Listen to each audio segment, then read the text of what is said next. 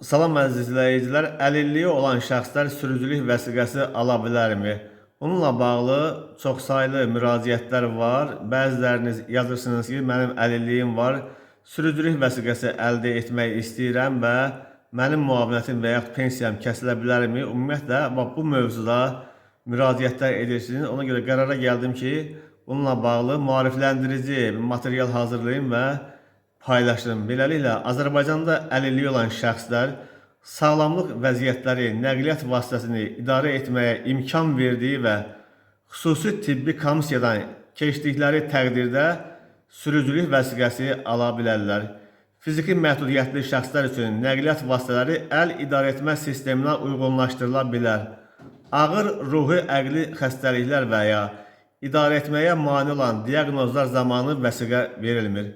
Sürücülük vəsiqəsi almaq üçün ilk növbədə tibbi komissiyadan keçərək sağlamlıq haqqında arayış alınmalıdır. Tibbi komissiya şəxsin əlilliyinin sürücülük üçün əks göstəriş olub-olmadığını müəyyən edir. Fiziki məhdudiyyətli şəxsləri əlillik dərəcəsindən asılı olaraq xüsusi avadanlıqlarla, məsələn, əl idarə etmə cihazı ilə təchiz edilmiş avtomobilləri idarə etmək üçün müraciət edə bilərlər. Əqli gerilik, ruhi xəstəliklər, görmə qabiliyyətinin ciddi pozulması kimi hallar sürücülük vəsiqəsinin alınmasına maneədir. Ümumiyyətlə, nəqliyyat vasitələrinin idarə olunmasını mümkün və ya qeyri-mümkün edən tibbi göstəricilər mövcuddur. Həmin siyahıda nəqliyyat vasitələrinin idarə edilməsinə dair tibbi əks göstərişlər də var. Həmin siyahıda avtomobillərin idarə edilməsinə qəti tibbi əks göstərişlər, nəqliyyat vasitələrinin idarə edilməsinə müəyyən müddətdən sonra təkrar müayinə tələb edən tibbi əks göstərişlər və kateqoriyalar üzrə nəqliyyat vasitələrinin idarə edilməsinə dair tibbi məhdudiyyətlər mövcuddur.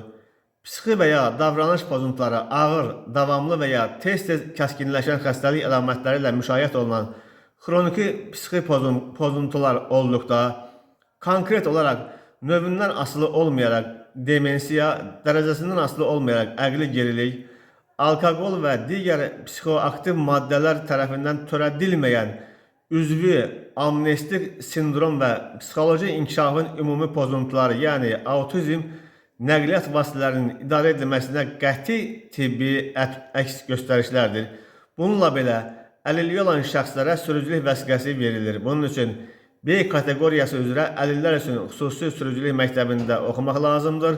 Əlilliyi olan şəxslər üçün sağlamlıq haqqında arayış və sürücülük vəsiqəsi 2 illik olur. Hər 2 ildən bir sağlamlıq haqqında arayış almaq və vəsiqəni yeniləmək lazımdır. Beləliklə, maşına əlil sürücüsü nişanı da vurmaqla avtomobil idarə edə bilərsiniz. Bu məsələdə Azərbaycanın ərazi bütövlüyünün müdafiəsi ilə bağlı əlilliyi müəyyən edilmiş şəxslər, qazilər üçün xüsusi güzəştlər və avtomobillə təmin olunma imkanları mövcuddur. Bilirsiniz ki, birinci qrup əlilliyi olan şəxslərə Qarabağ müharibəsi ilə əlaqədar həm avtomobil verilir, həm də onlar müvafiq cihazlarla da təmin olunur.